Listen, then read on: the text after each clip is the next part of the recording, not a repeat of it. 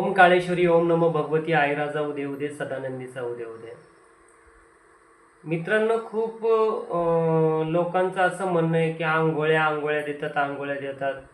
खंडोबाचा वाऱ्यावाला असून तो आंघोळी देतो, काळूबाईचा वाऱ्यावाला असून तो आंघोळ देतो आणि प्रत्येक लोक आंघोळ देतात.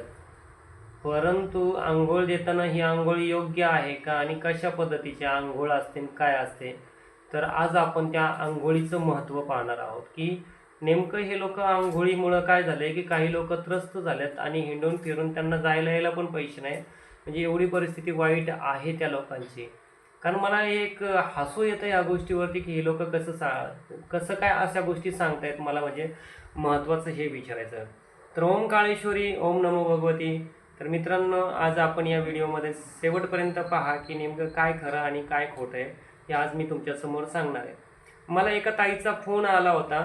तर असे भरपूर फोन येतात, परंतु त्या ताईचं म्हणजे एक विशेष मला वाटलं म्हणून मला ते बोलावंसं तुम्हाला वाटतंय की एका दिवसाने तिला आंघोळी घातल्या किंवा आंघोळी दिल्या तिला.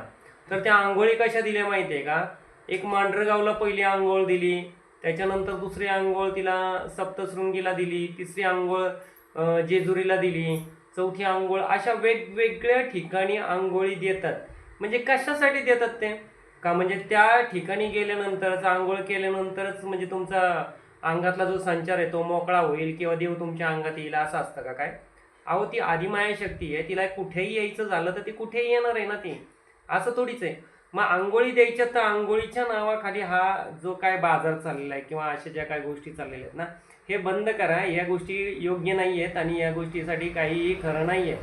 काय आंघोळ जी घातली जाते ही आंघोळ म्हणजेच आपण त्याला आनंदाची आरती आपण म्हणू शकतो त्याला, की वारं येण्याच्या अगोदर जी आनंदाची आरती ठेवली जाते अशा किंवा 5 आरत्या सांगितल्या जातात त्या पद्धतीने अशा आंघोळी केल्या जातात. आणि खंडोबाच्या वाऱ्यावाला हा कधीपासून आंघोळी द्यायला लागला आईच्या, किंवा आईचा आंघोळीवाला जर खंडोबाच्या आंघोळी द्यायला लागले तर अहो, ज्याचा त्याचा पंथ ज्याच्या त्याच्या पद्धतीने जो तो ज्याचं त्याचं कार्य करायला ना. मी पहिले पण काही व्हिडिओमध्ये सांगितलं की सोनारानेच कान टोचावे.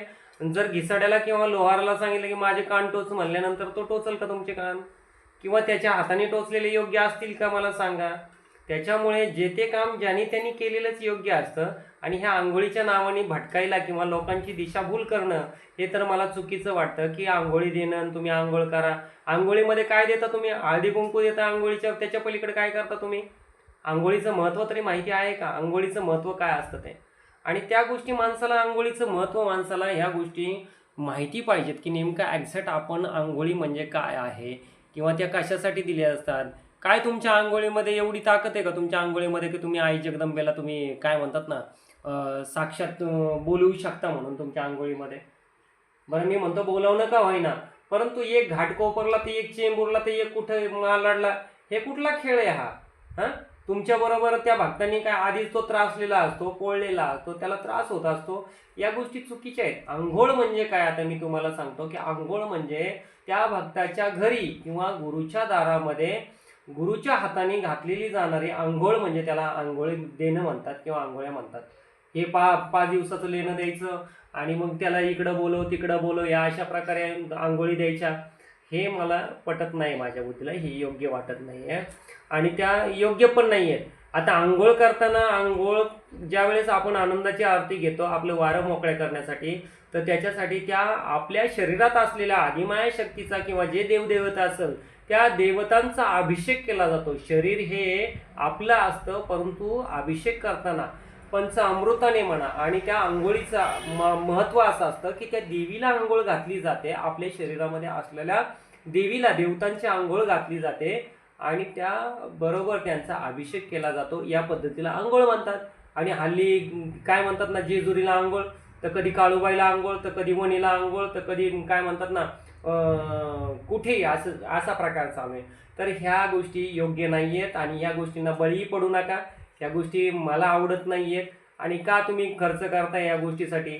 आज मला सांगा, जर पुण्यातली एखादी व्यक्ती आहे आणि तिला जर समजा जेजुरीला जायचं, जेजुरी जवळ आहे म्हणून जाईल ती व्यक्ती, काळूबाई जवळ आहे जाईल ती व्यक्ती, पण आज तुम्ही प्रत्येक आंघोळीला जर त्या व्यक्तीला जर 10-10, 15-15, 20-20 हजार रुपये जर घ्यायला लागले त्या फक्त आंघोळ घालण्यासाठी, तर त्याला अर्थ उरत नाही आहे. त्याच्यामुळं मी सगळ्या भक्तांना सावध व्हायला सांगतोय की काय अशा गोष्टींना बळी पडू नका, अशा गोष्टींना आहारी पडू नका. की आंघोळ म्हणजे काय तर त्या देवीचा, त्या देवतांचा पंचामृताने अभिषेक केला जातो. हळदी कुंकाने तिला आंघोळ घातली जाते, तिच्या लेण्याने त्यांना आंघोळ घातली जाते. याला आंघोळी म्हणल्या जातात.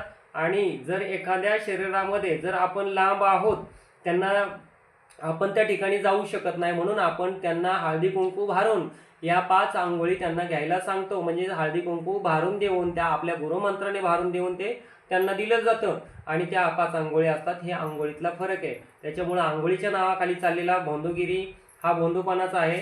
तर या भोंदूपणापासून सावध राहा. ओम काळेश्वरी, ओम नमो भगवती आई राजा उदे उदे, सदानंदीचा उदे उदे. धन्यवाद. Bye bye.